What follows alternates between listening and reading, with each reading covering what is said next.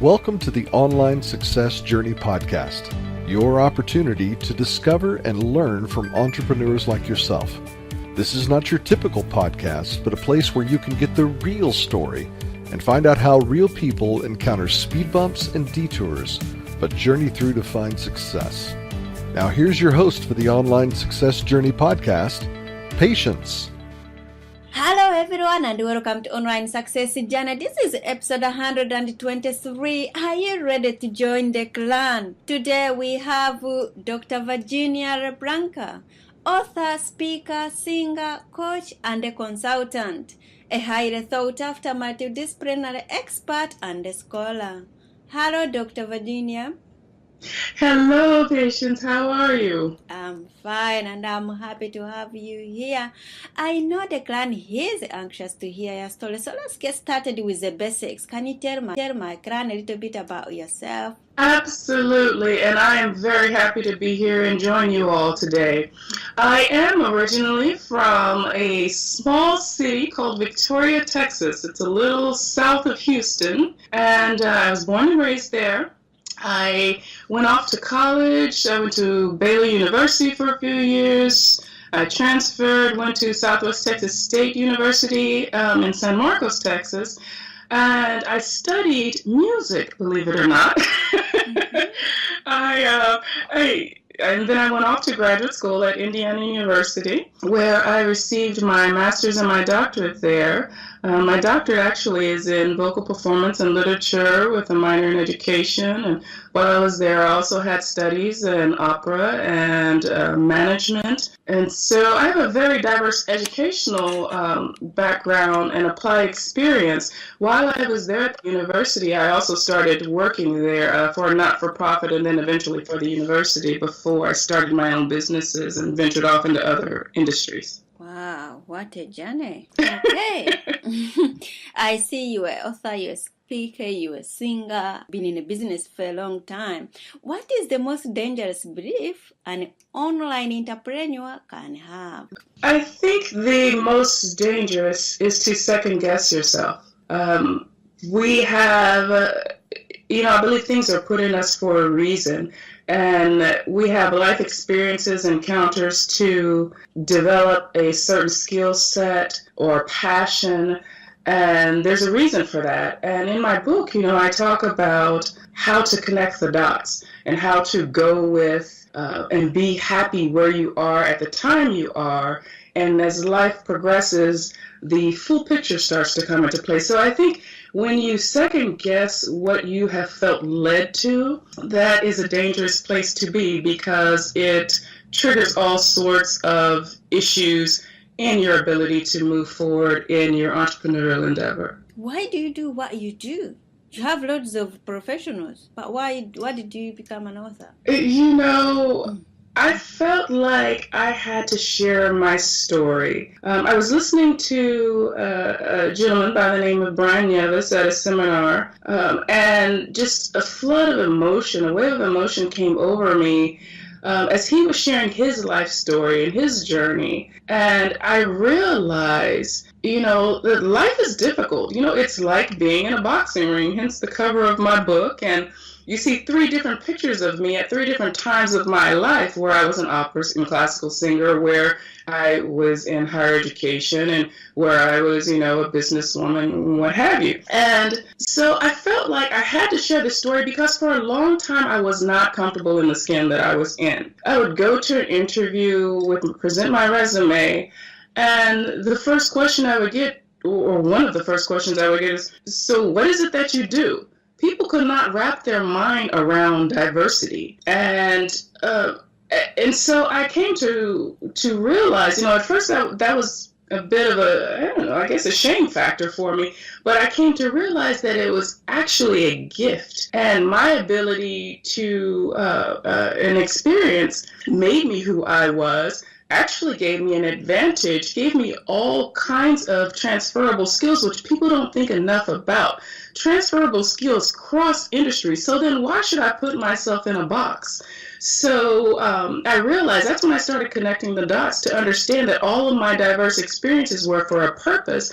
And that purpose actually was because I was meant to be a change agent, an intercessor or intermediary, if you will, to assist entities or individuals with, just being comfortable where they are, developing rather, to fill in the gap and help bring them to a place of change, understand where they are and where they were meant to go. Does that make sense? Wow.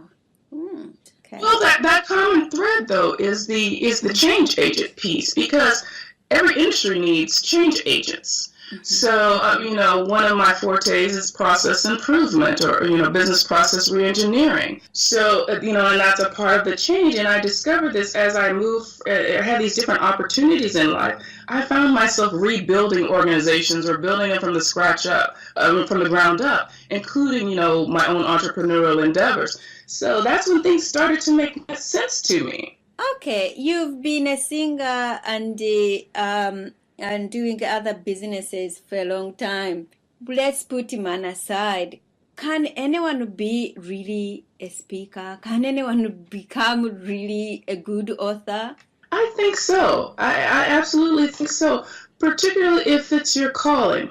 For example, one of the things I do on the side, I teach voice to individuals wanting to, learn to sing. And I had someone approach me who was tone deaf, who said, I'm tone deaf. I don't believe, I can sing, but I'd like to try.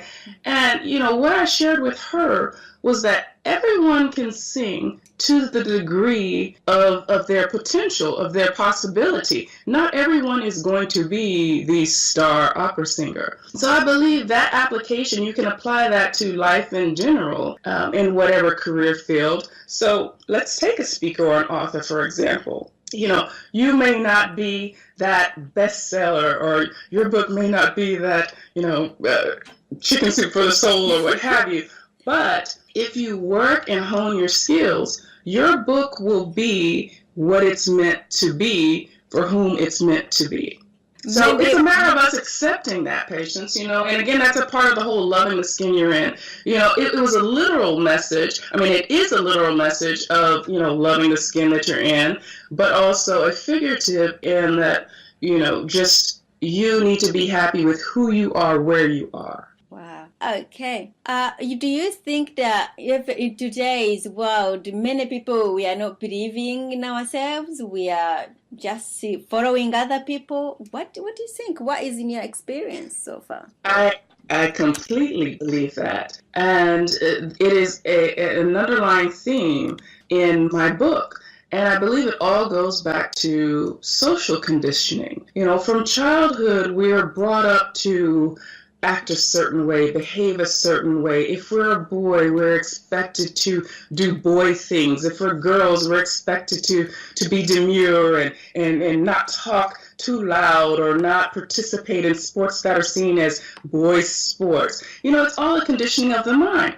So as we grow, if we don't come to terms or have an awareness of this, then that social conditioning starts to control us, and it precludes our individuality. And I talk a lot in the book about rediscovering your individuality, walking your own journey and becoming who you were meant to be. And so I think a lot of people are stuck in that conditioning, and they're trying to keep up with, here in the States we have a saying, trying to keep up with the Joneses, when they're not meant to be the Joneses. Mm-hmm. So I think, if people just really embraced, themselves, took that personal journey, was not concerned so much with what the other person thinks about them, the world would be a much better place. And in turn, also, those people who are insecure with themselves, a lot of times, that's where you have the bullying.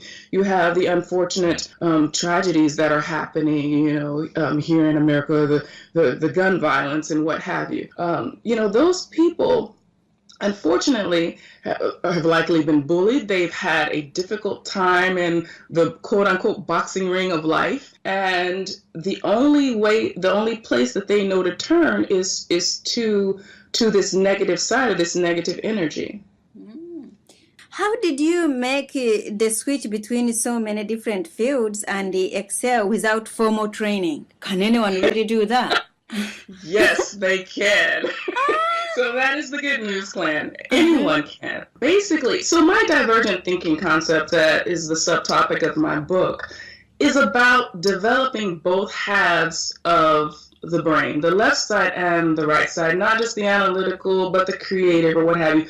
Not cutting yourself off from experiences on both sides, which will give you an advantage when you come to problem solving or having to fight on paths in life. Because, face it, life happens. And it takes us down roads that often we don't plan to go down, again, because of our kind of conditioned belief that, oh, I'm supposed to be a doctor, or oh, I'm supposed to be a lawyer, or I'm supposed to be a singer, or what have you. So you have to have and develop the skills, the transferable skills that will allow you to cross industry. And the good news, Clan, is that yes, transferable skills cross industry, the very definition.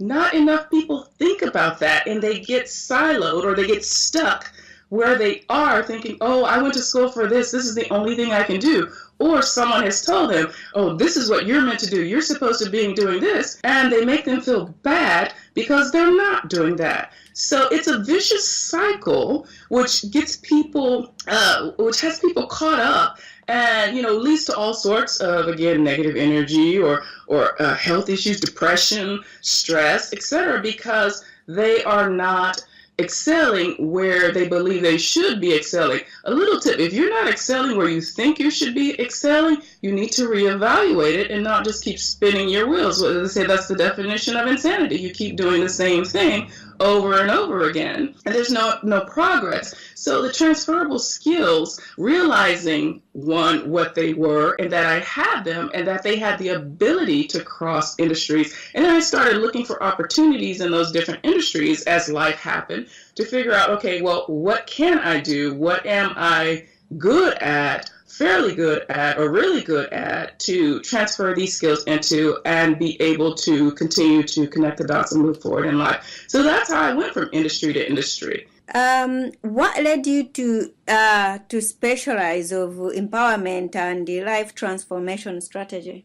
Well, I do individual coaching as well as consulting, and I speak, I do workshops, I go to universities, businesses, individually, and I have a method that I utilize, which I call a blueprint, vision blueprint, whether it's for life, whether it's for business change.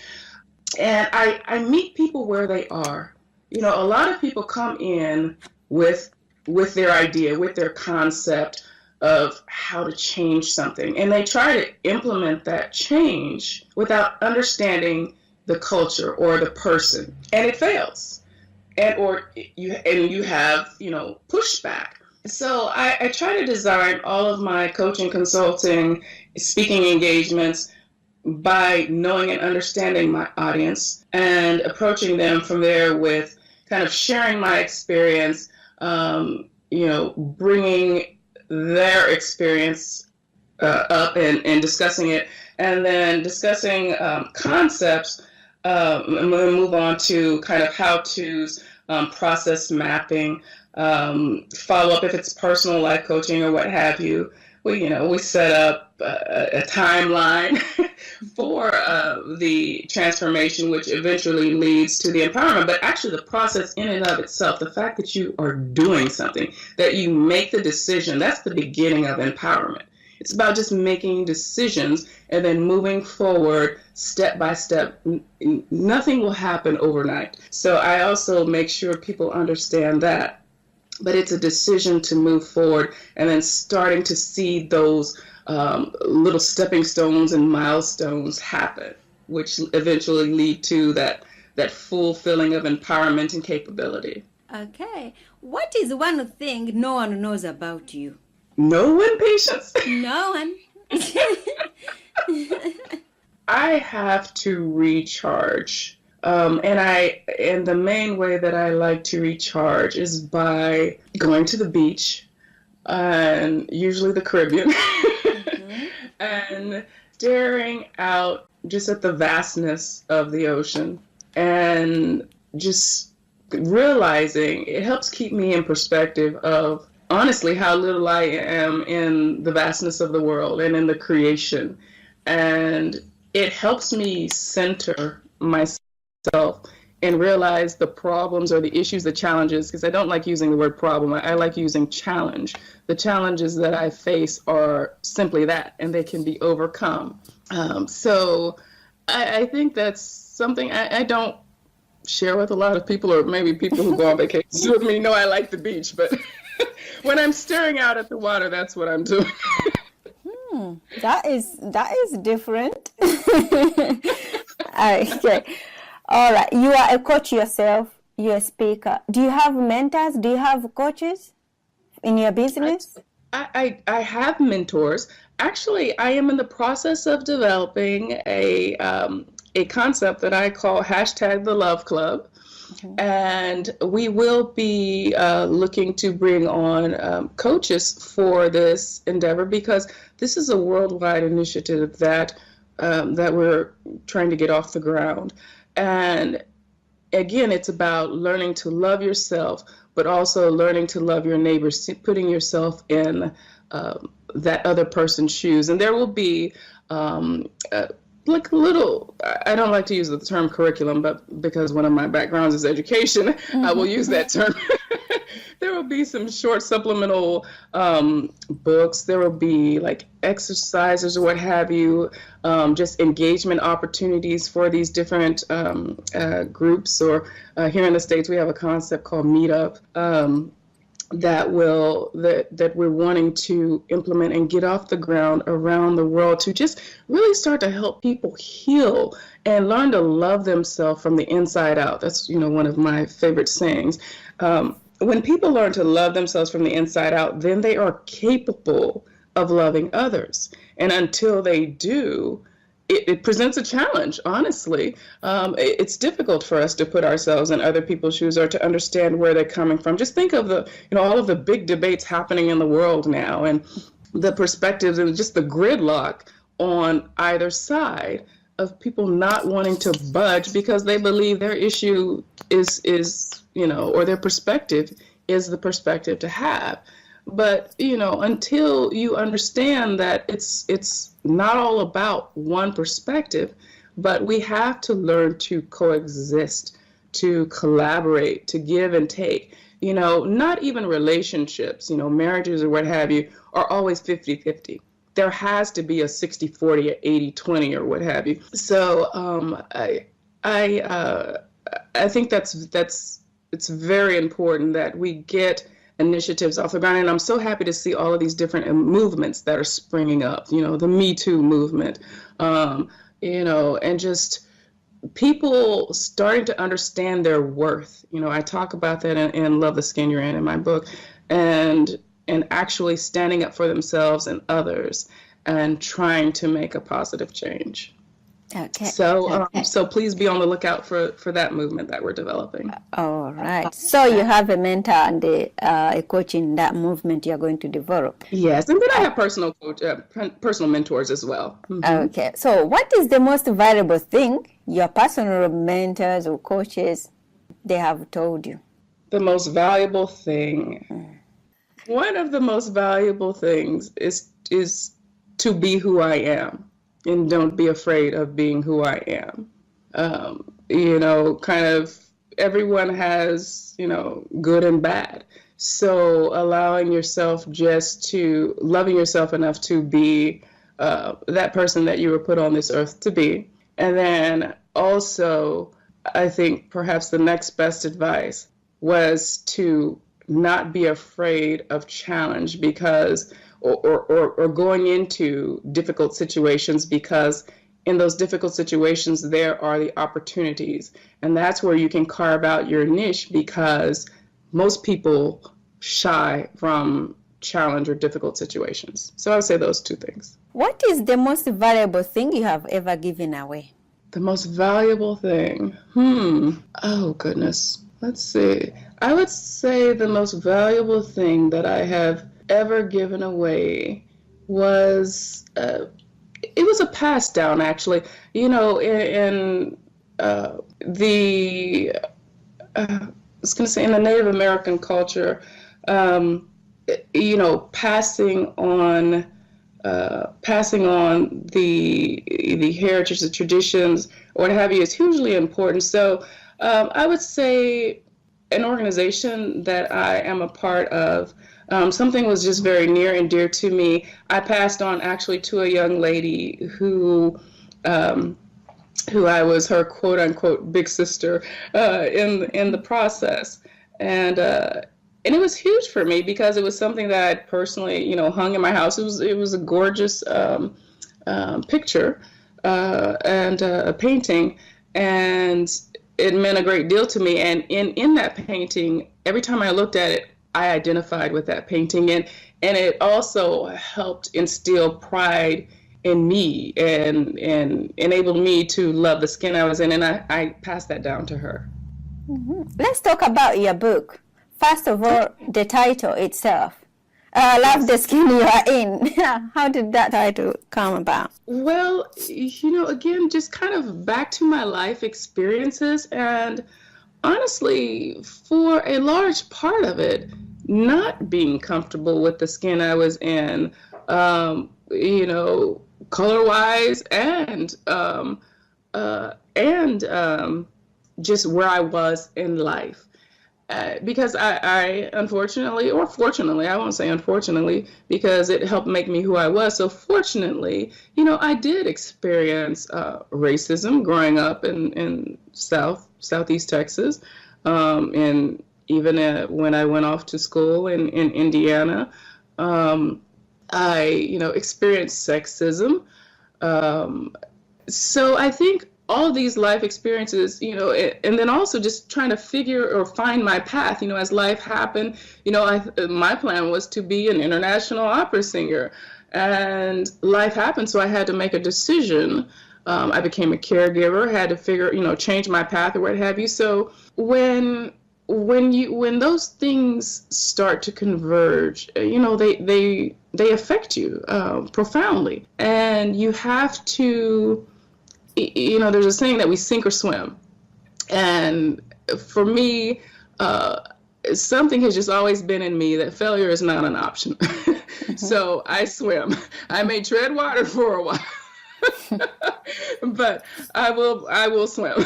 So you know, just again, sitting in the seminar with Brian Yavis and hearing his story just brought up all sort of emotion, and literally it was like I was having a flashback of my life, and it was most unexpected. And so, you know, I started to realize these things, and just the journey and the challenges that I had faced, and, you know, and how I, you know, dealt with, you know, bullying and just, you know, ridicule for, you know, different reasons or decisions or what have you. And so, you know, that's where the whole love the skin you're in came, because I started thinking about all these different experiences and just, again, how do they fit? How do they connect? And that the name, I mean, it literally just came to me. You know, I say divine intervention because I'm a spiritual person. So I truly feel like God gave me that title. And that was something not of myself. But then the subtitle, How to Conquer Life Through Divergent Thinking, when I started putting it all together, you know, I came up with that, and I'm a huge fan of the Divergent series, Veronica Roth's book and the movies, and so I think I was actually that's what it was. I was sitting in my living room one day watching one of the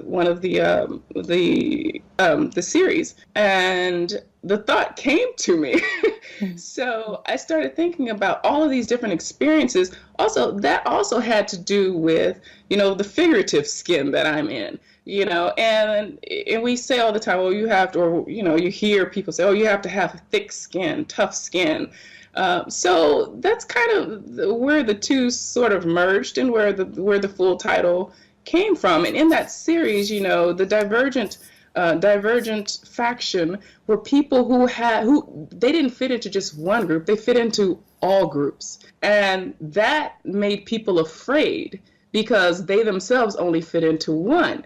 So kind of, I just embraced that, and I have a couple, this book actually, and I'm getting ready to publish these, produced 4 spin-off daily meditations, and I call them the Divergent Soul. And so that book, also, the movie and the books helped me to come up with the divergent thinking concept and understand, well, how is that possible? How is it that some people have the ability to, exercise, I guess, more capacity of or both halves of their brain in problem solving or in just being able to fit into any and every, faction or category where this movie is concerned, and how do others not? And so, light bulbs just started to go off. I started thinking about my experience, did some research. And so that's where the divergent thinking concept came from. Wow. Okay. How do we put ourselves into the driving seat and not be afraid to walk out our limits? That is a big thing. It is. It's a big thing, but it's such a simple thing that holds us back, patients. And the bottom line is fear.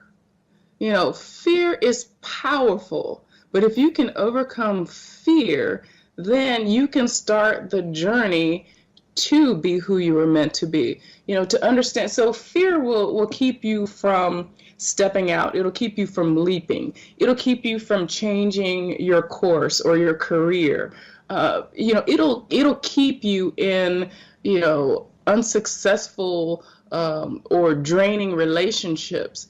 Honestly, I've had to say goodbye to friends who I've had for a long time. That's sacrifice. Exactly, because we weren't going in the same direction, and in a lot of cases it was draining. It was negative energy, which when you have that negative energy around you, you cannot be a productive person. You cannot walk into and in your purpose, because you're dragging weight with you, and it's difficult enough.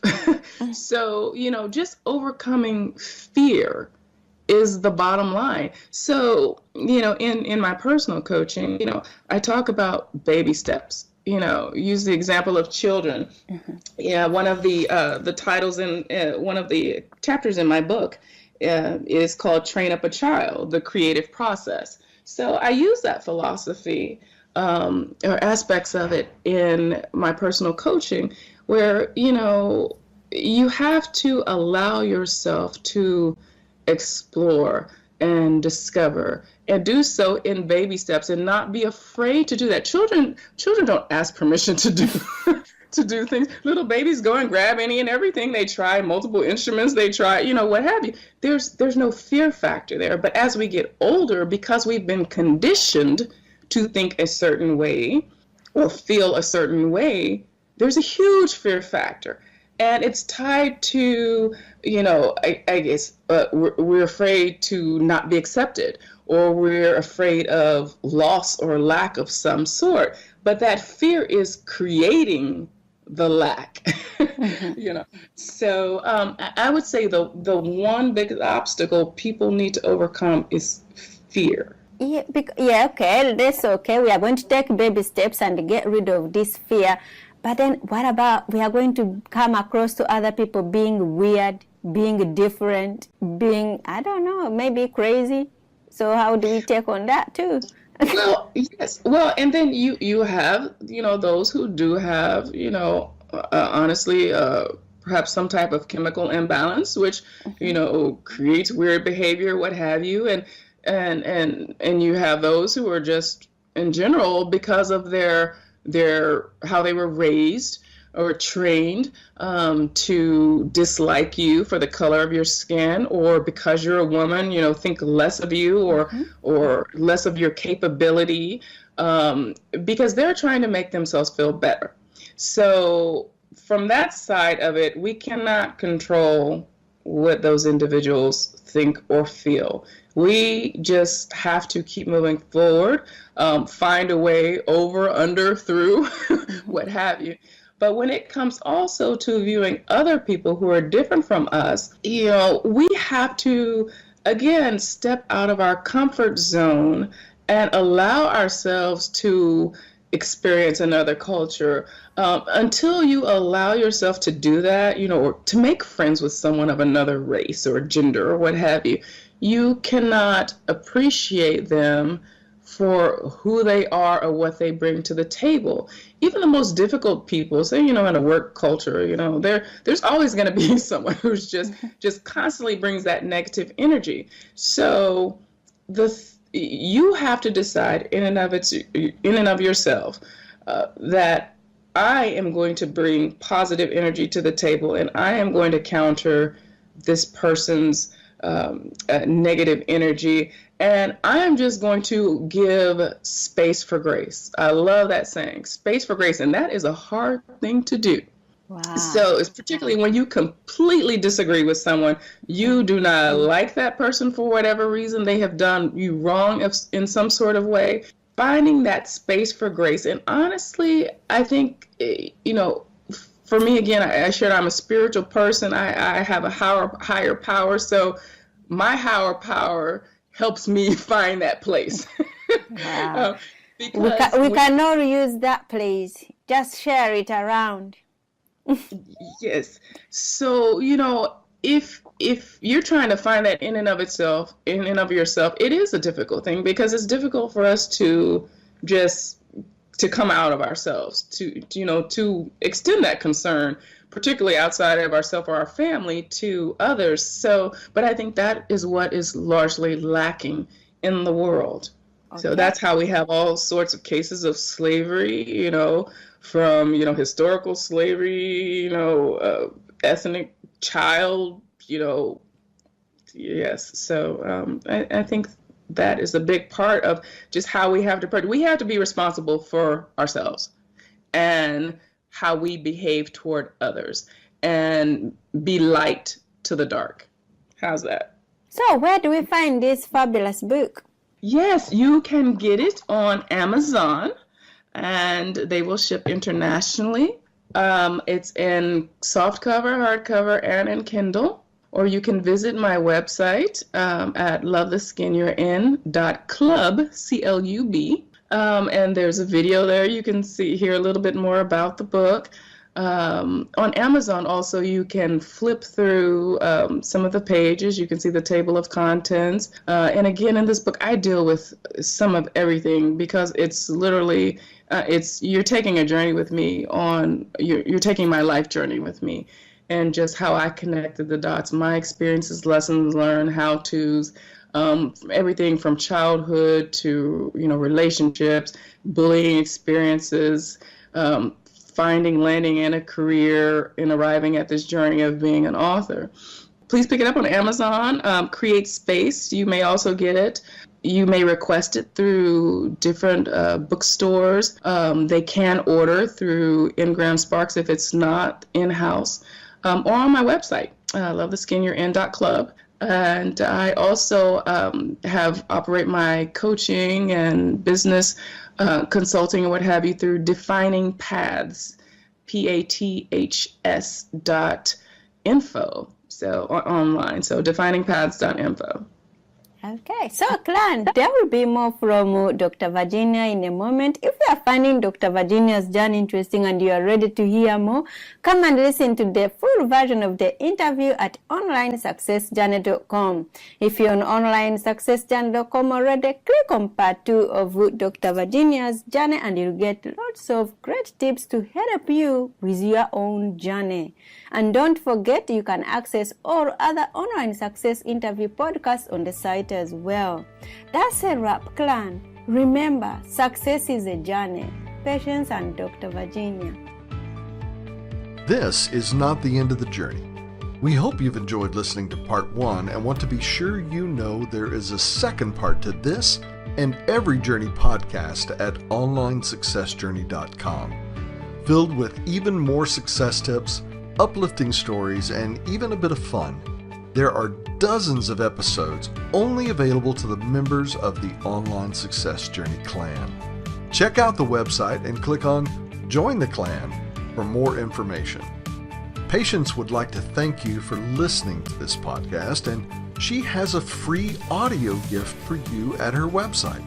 Go to onlinesuccessjourney.com for instant access to this gift.